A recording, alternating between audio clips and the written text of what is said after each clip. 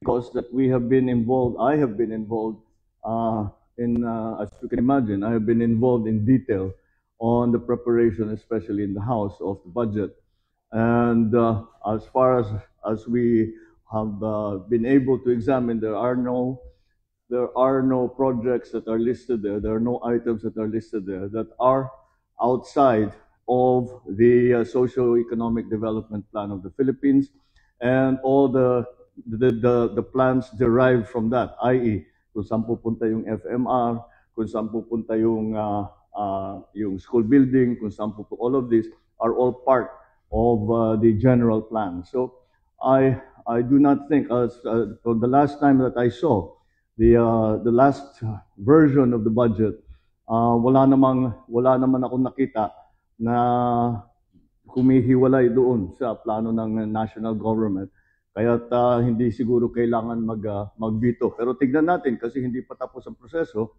Dadaan pa sa Senado yan, dadaan pa sa BICAM, at titignan natin at titiyakin natin na ganun pa rin ang sinusundan na proseso na dapat nasa ilalim lahat ng ating plano para sa national na galing sa national government. And to further encourage transparency, I intend to live stream the BICAM. So that's what I told them already. There is no more small committee. Yung dating ginagawa that they have a BICAM, then they suspend, then there's a small committee. Wala nang small committee. I have the agreement of the Senate President and the Speaker na ganun ang gagawin natin. We will live stream the entire process so that if there are questionable, shall we say, insertions or additions or all that, it will also be clear who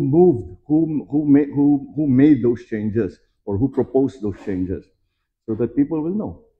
So that is what we have instituted, some new procedures. But you know, the BICAM is actually a public hearing, pero hindi ganun ang nasusunod.